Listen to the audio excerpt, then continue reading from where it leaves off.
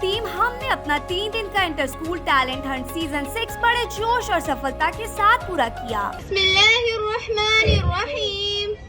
के जैसा काम करने की बहुत सारे लोगों की जरूरत है। नेशनल टीम की प्लेयर रह चुकी हूँ इंडिया में। There should be more organization, more people, young people coming up. हम एनजीओ जो है उसकी सबसे बड़ी खासियत है कि प्रॉपर एनजीओ है। इस इवेंट में sit and draw competition, debate competition, drawing competition और आर्ट एंड क्राफ्ट एग्जीबिशन जैसे कॉम्पिटिशन्स हुए, जिसमें 19 स्कूल के स्टूडेंट्स ने अपना टैलेंट का प्रदर्शन किया। संडे को ग्रैंड प्राइज डिस्ट्रीब्यूशन सेरेमनी हुई, जिसमें विनर्स को ट्रॉफीज, सर्टिफिकेट्स और गिफ्ट हैम्पर्स दिए गए। इस इवेंट की हाईलाइट थी लाइफ टाइम अचीवमेंट अवार्ड, जो इस्लामिया हाई स्कूल के रिटायर्ड टीचर मोहम्मद शमीमुद्दीन और वीआईपी नगर हाई स्कूल की रिटायर्ड हेडमिस्ट्रेस मिस आरती घोष को उनके शिक्षा के प्रति योगदान के लिए दिया गया। अर्ल्स कॉन्वर्ट स्कूल, मोहम्मद जान हाई स्कूल और वीआईपी नगर हाई स्कूल को बेस्ट स्कूल अवार्ड से सम्मानित किया गया, जो उनकी 20 साल की शिक्षा और सेवा के प्रति समर्पण के लिए दिया गया। साथ ही टीम हम ने अंडर प्रिविलेज बच्चों के लिए स्कॉलरशिप्स का भी ऐलान किया, जो उनके यंग टैलेंट को एम्पावर करने की प्रतिबद्धता को दर्शाता है। इवेंट में कई प्रमुख मेहमान शामिल हुए, जैसे वेस्ट बंगाल के कैबिनेट मिनिस्टर और कस्बा कॉन्स्टिट्यूएंसी के MLA mister Javed Ahmed Khan, young horizon school की headmistress missus Sushmita Banerjee, Godavari commodities limited की director missus Vinita Bhutoria, doctor Goldie Surekh, miss Raina Gupta, doctor PK Goswami और अन्य अतिथि, जिन्होंने विनर्स और टीम हम को अपना सपोर्ट दिया। टीम हम के फाउंडर और सेक्रेटरी मोहम्मद नावेद अख्तर ने अपने क्लोजिंग स्पीच में सभी मेहमानों, वॉलंटियर्स और टीम हम के मेंबर्स का शुक्रिया अदा किया, जो इस इवेंट को सफल बनाने में महत्वपूर्ण भूमिका निभाए। ये इवेंट क्रिएटिविटी, टैलेंट और टीम वर्क का एक जश्न था, जो पार्टिसिपेंट्स और अटेंडीज के लिए यादगार बन गया। सीजन 6 चल रहा है। ये हम हर साल कोलकाता के अलग अलग लोकेशंस पे, स्लम्स में विज़िट करते हैं और वहाँ पे बच्चों को हम लोग वहाँ पे उनका जो टैलेंट होता है उनको इंकरेज करते हैं, सामने लेके आते हैं। और इस बार हम लोगों ने ये ओपन टू ऑल कोलकाता के छोटे बड़े सारे स्कूल्स के लोगों को, बच्चों को एक साथ हम लोगों ने इकट्ठा किया और उनको लेके एक साथ ये प्रोग्राम किया है।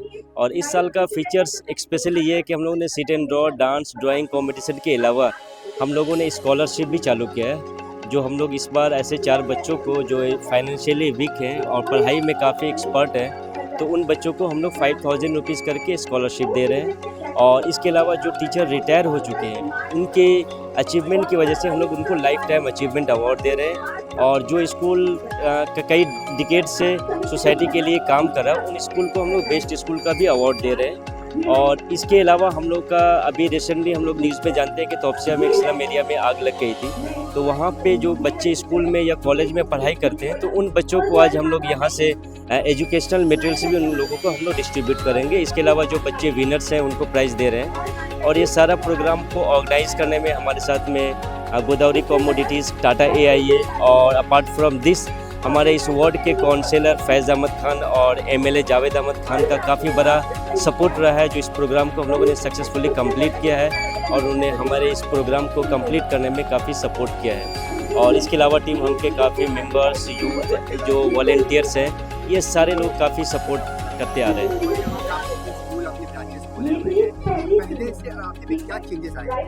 ये बेसिकली टीम हम क्या करती है कि ऐसी स्कूल जिनकी कंडीशन काफ़ी ख़राब होती है, लेकिन वहाँ पे टैलेंटेड बच्चे पढ़ाई करते हैं और उनकी दशा बहुत ही ख़राब है, वहाँ पे बेंचेस नहीं है, छत नहीं है, तो ये टीम उन स्कूल को अडॉप्ट करती है और उन स्कूलों के लिए जो भी बेसिक इंफ्रास्ट्रक्चर्स होती हैं, ब्यूटिफिकेशंस का काम होता है, या मैनेजमेंट को काम करने में या स्कूल रन करने में जो भी एजुकेशनल सपोर्ट मिलती है, ये टीम उस हिसाब से काम करती है। और मैंने इससे पहले जो स्कूल्स को लिया था जहाँ पे 50-60 बच्चे पढ़ाई करते थे, 1 साल के बाद अभी उस स्कूल में बच्चे दुगने हो गए हैं। जहाँ पे 50 बच्चे थे, अभी 130-140 बच्चे हो गए।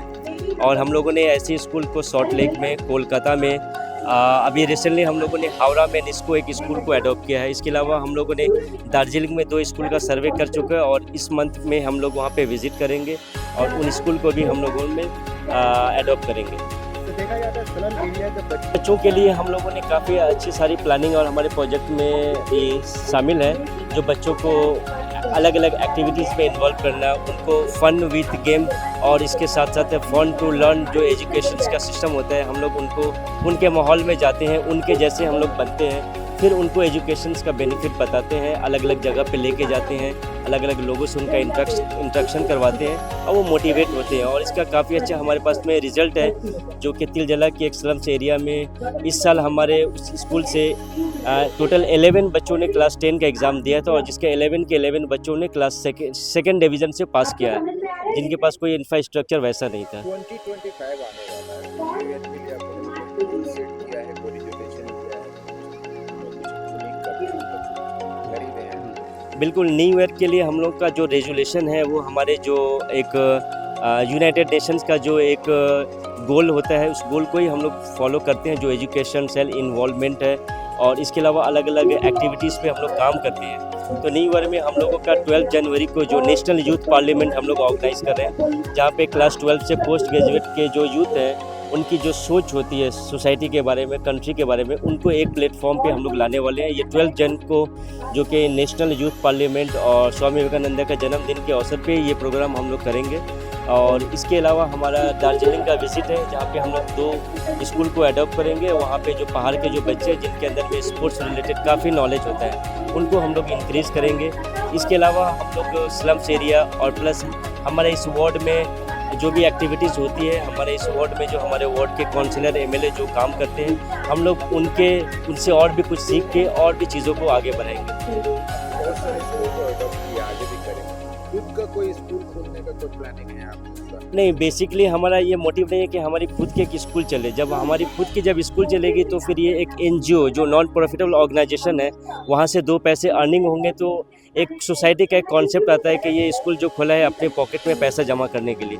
लेकिन हम लोग ये चाहते हैं कि ऐसी स्कूल जो सदियों से चल रही है स्कूल, लेकिन उस फंड की वजह से वो स्कूल पीछे हो रही है, हम लोग ऐसी स्कूल को सपोर्ट करें, ताकि जो स्कूल वहाँ पे बच्चों को पढ़ाई कर रही है हम लोग उनको मदद करें। उनका जो मैनेजमेंट जैसे स्कूल चलाता है, वो अपने मैनेजमेंट के हिसाब से ही करें, लेकिन उनको एजुकेशनल सपोर्ट हमारी तरफ से रहेगी। हम एनजीओ जो है, इसकी सबसे बड़ी खासियत है कि ये प्रॉपर एनजीओ है।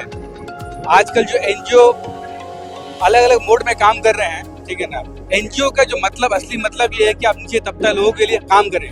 न्यू टैलेंट को जिस तरीके से हम अपॉर्चुनिटीज दे रहा है स्लम्स में जाकर के, ठीक है, गरीब बच्चों लोगों को जो मौका दे रहा है, ये एक तारीफ काबिल है। ये एक प्रॉपर एनजीओ वाला काम अल्हम्दुलिल्लाह ये हम और नवीद भाई की टीम जो कर रहे हैं, ये एक बहुत ही तारीफ काबिल है। देखिए, मदद करने का बहुत ज़्यादा तरीका है, ऐसा नहीं कि आप एनजीओ करके ही करें, इंडिविजुअल भी आप कर सकते हैं। जो कि इसके पास टीम है, वो जिस तरीके से हम काम कर रहे हैं, ठीक है। देखिए, एनजीओ, सारे एनजीओ की नियत यही है कि लोगों की मदद करें, ठीक है ना।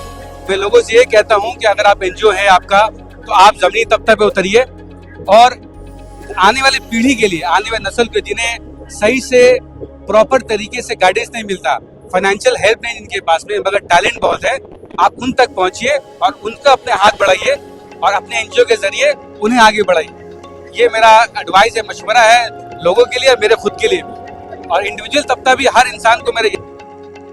हेलो, मेरा नाम रायना गुप्ता है और मैं मार्शल आर्ट्स को बिलोंग करती हूँ, इसीलिए आज मैं इस टैलेंट हंट के अवार्ड सेरेमनी में मैं इनवाइटेड थी, हम फाउंडेशन की तरफ से। मेरा एक ही कहना हमेशा रहता है सबको कि आप अगर आज मेडल जीत रहे हो, तो आपको ये समझ में आना चाहिए कि आप में कुछ एक स्पेशल क्वालिटी है।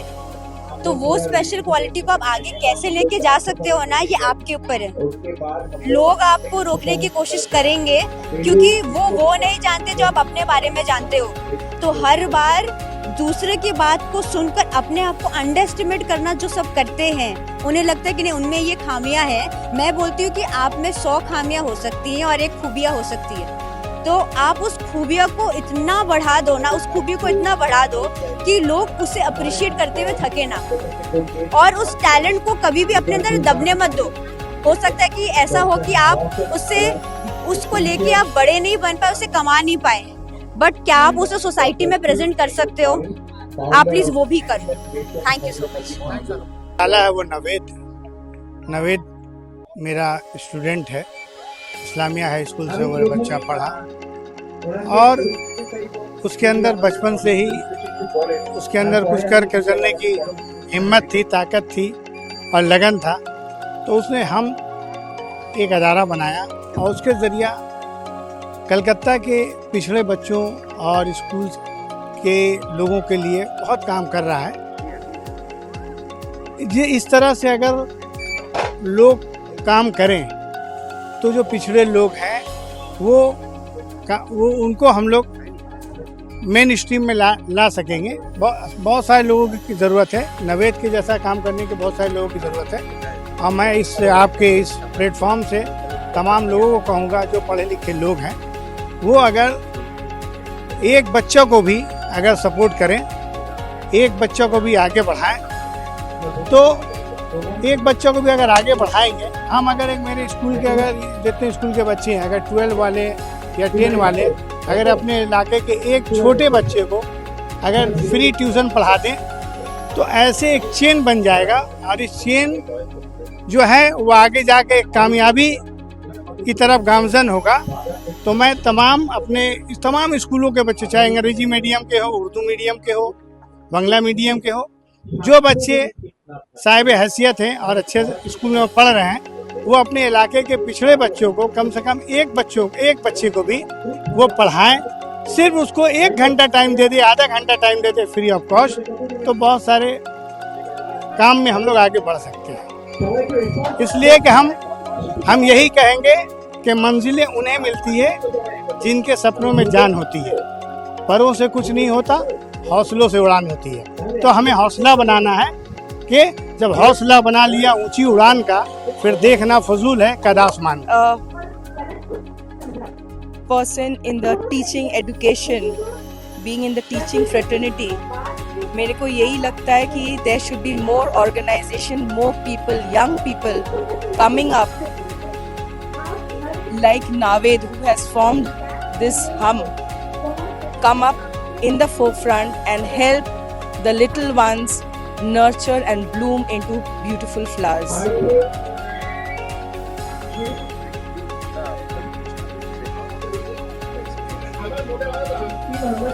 देखिए, जो बच्चे ब्रांडेड स्कूल में पढ़ते हैं उनके लिए तो there is always an opening, but जो बच्चे are coming from the slum areas, from underprivileged sections of the society, उनके लिए we always know that in Bengali there's a saying कि पद्म फूल पाके फोटे. So it is like that, we never know from where a beautiful flower will bloom. It is not that the children of the underprivileged society or the ones in the slum society में जो रहते हैं उनमें कोई खास बात नहीं है, ये बहुत गलत. If we think in that way, it is very wrong. और ये जो NGOs like हम जो ये सारे programs arrange करते हैं छोटे बच्चों के लिए, it is a big motivation and an encouragement for them कि they come to think that कि हाँ, हम भी बाकी सब बच्चों के साथ एक साथ आगे बढ़ सकते हैं. We can also do something very good in life. हम भी बाकी बच्चों से कभी भी हम पीछे नहीं है. That is the confidence they get from these programs. आपको बस कंटिन्यू रहना पड़ता है, कंसिस्टेंट हम जिसे कहते हैं. आप कुछ भी स्टार्ट करो, अगर आप उसको एंड तक कंटिन्यू रखोगे, आप कहीं ना कहीं जरूर पहुंचोगे. करेक्ट. इसलिए आज अगर आप ड्राइंग में अच्छे हैं, या फिर अगर आप डांसिंग में अच्छे हैं, या फिर अगर आप सिंगिंग में अच्छे हैं, तो आपको डिसाइड करना है कि आपको उसको कैसे कंटिन्यू रखना है लॉन्ग टर्म तक. जरूरत नहीं है आप उससे अर्न करो, जरूरत नहीं है आप उससे सिर्फ अर्न करो. आप सोसाइटी में जाकर लोगों की हेल्प भी कर सकते हो. जैसे मैं जाती हूँ, लोगों को की ट्रेनिंग कराती हूँ, अपने स्किल को, अपने टैलेंट को कैसे पहुँचा रहे हैं. और ये मेरा आज के लिए भी मैसेज है आप सबके लिए कि आप प्लीज अपने अंदर की वो एक टैलेंट को और लोगों तक पहुंचाएं. बंगाल कंसल्टेंट ने एक खास सुविधा शुरू की है जो आपको अपोलो हॉस्पिटल और Asian institute of nephrology and neurology तक आसानी से पहुंचने में मदद करेगी. यहाँ आपको मिलेंगे कई तरह की मेडिकल सर्विसेज जैसे डॉक्टर अपॉइंटमेंट्स, एयरपोर्ट और रेलवे स्टेशन से पिक एंड ड्रॉप फैसिलिटी और स्मूथ व्हीलिंग प्रोसेस. इनका कोऑर्डिनेशन टीम आपकी मदद के लिए हमेशा तैयार है, जो कि हिंदी, बंगाली एंड इंग्लिश में बात कर सकती हैं, ताकि आपको कोई दिक्कत ना हो. आपको रहने के लिए बेहतर जगह और गाइडेंस की भी बिना किसी रजिस्ट्रेशन फीस के मिलेगा. अगर आपको चेन्नई के अपोलो हॉस्पिटल या AINU में cardiology, neurology, nephrology, orthopaedics, liver transplant, kidney transplant या रोबोटिक सर्जरी जैसी ट्रीटमेंट्स लेनी है तो देर किस बात की, अभी कॉल करिए बंगाल कंसल्टेंट को। उनका मोबाइल नंबर है 9147359708। आप अपने ट्रीटमेंट डिटेल्स भी इस नंबर पर भेज सकते हैं। इस मौके का लुत्फ उठाएं और अपने स्वास्थ्य का ख्याल रखें।